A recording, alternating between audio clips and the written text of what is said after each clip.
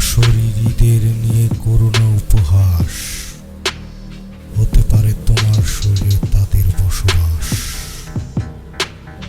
আপনারা কেমন আছেন সবাই? আশা করি ভীষণ ভালো আছেন এবং ভালো থাকার চেষ্টা করছেন। ওয়েলকাম ব্যাক টু গোষ্ঠী অ্যাট্রাকশন। বয়ে যাচ্ছে আমি সুষময়। তো আজ আপনাদের একটি নতুন ঘটনা শোনাতে চলে এসেছি আমি। এই ঘটনা হচ্ছে একটি প্রাচীন গ্রামের ঘটনা। ঘটনাটি একটি কুয়ার জিন নিয়ে। তো চলুন সময় নষ্ট না করে ঘটনাটাতে চলে যাই। আর হ্যাঁ, আমার এই ঘটনাগুলো যদি আপনাদের ভালো লেগে থাকে তবে আমার চ্যানেলটি অবশ্যই সাবস্ক্রাইব করবেন। ঘটনাটির নাম হচ্ছে কুয়ার জিন। পূর্ব বাংলার এক প্রাচীন গ্রাম, নাম তার মির্জাপুর, সময় বর্তমান। কিন্তু এই গ্রামটি এখন ইতিহাসে ঢাকা।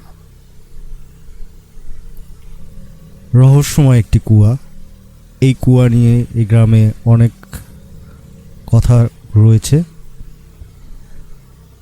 এখানে যারা বয়স্ক লোক রয়েছে তাদের কাছ থেকে এই ঘটনাগুলো শোনা। এই কুয়াটার কাছে কেউ যেতে চাইতো না, ভীষণ ভয় পেত কুয়াটার কাছে যেতে। তো মির্জাপুর গ্রামের মাঝখানে এক পুরনো ইট ভাঙা কুয়া ছিল। এই সেই কুয়াটি। সন্ধ্যার পর এর আশেপাশে যাওয়া বারণ ছিল। গ্রামের বয়স্করা বলেন ওই কুয়ায় নাকি জিন থাকে, যে একবার ডাকে সে আর ফিরে আসে না। শুধু একজনই কুয়া নিয়ে খুবই কৌতূহলী ছিল।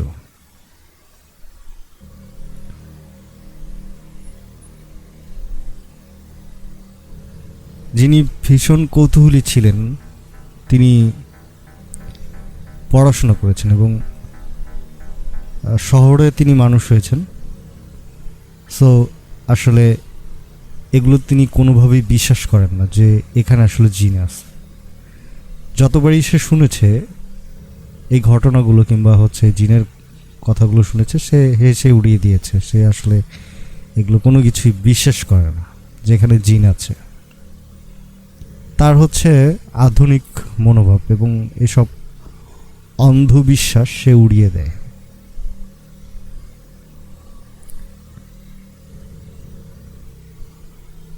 এই ছেলেটির আরেকটি বন্ধু ছিল, বন্ধুর নাম ছিল হচ্ছে রাফি। তো রাফির সাথে আসলে এই ঘটনাগুলো বলে এবং ভীষণ হাসাহাসি করে দুজন। তো হাসাহাসি করার পরে রাফি বলে, তো আজকে চলো দেখি যে সেখানে কি হয়, কুয়ার কাছে আমরা যাব। তখন তারা মাঝ রাতে বের হয়ে যায় বাসা থেকে এবং অন্ধকারের মধ্যে দুজন একা একা সেই কুয়োর কাছে যায়। তারা যখন কুয়োর কাছে গিয়ে পৌঁছায় তখন তেমন কোনো সমস্যা হয়নি এবং তারা পথেও কোনো কিছু দেখতে পায়নি। তো তারা সেখানে দাঁড়িয়ে অনেক হাসাহাসি করছে এবং বলছে যে এখানে আসলে কিছুই নেই, ভুয়া, মানুষজন উল্টাপাল্টা কথাবার্তা বলে, যত সমস্ত কুসংস্কার এগুলো আসলে বলছে। তৎক্ষণাৎ কুয়ার ভেতর থেকে এক ঠান্ডা বাতাস উঠে এলো। আশপাশ নিস্তব্ধ, যেন রাত থেমে গেছে। বন্ধুরা ভয় পেয়ে দৌড়ে পালালো।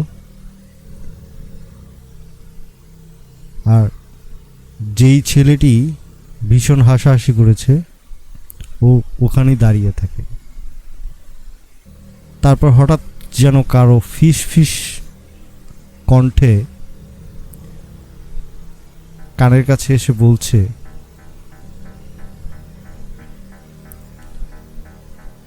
তুই ডাকছিস, আমি আসব।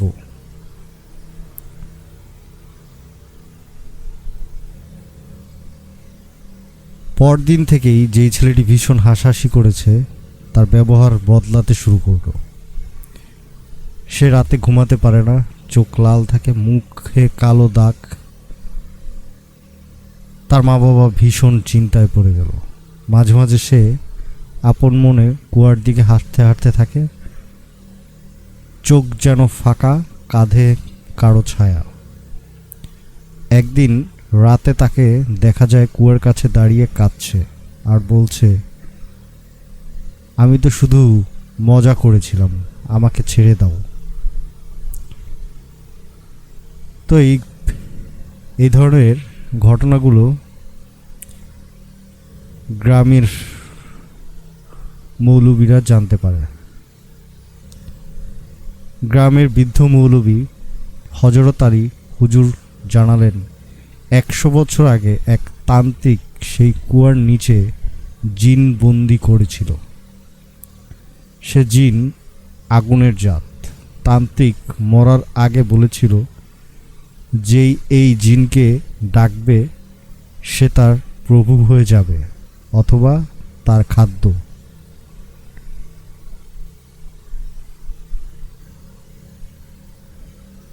সেই ছেলেটি ভীষণ ভুল করেছিল আর সেই নাম ধরে ডেকেছে ইফরিত, যে খুঁজছিল নতুন দেহ। পরিবার মৌলবীর কাছে গিয়ে সাহায্য চায়। মৌলবী কুরআনের আয়াত পড়ে পানি পড়ে দেন, কুয়ার চারপাশে ঘিরে তাবিজ টানানো হয়। কিন্তু ওই রাতেই আবার সেই ছেলেটি হারিয়ে যায়। সকালে শুধু তার জুতো আর এক কালো ছায়ার দাগ পাওয়া যায় কুয়ার পাশে। আজও রাতে কুয়ার পাশে দাঁড়ালে কারো কান্নার শব্দ শোনা যায়, আমাকে ছেড়ে দাও, আমি ভুল করেছিলাম।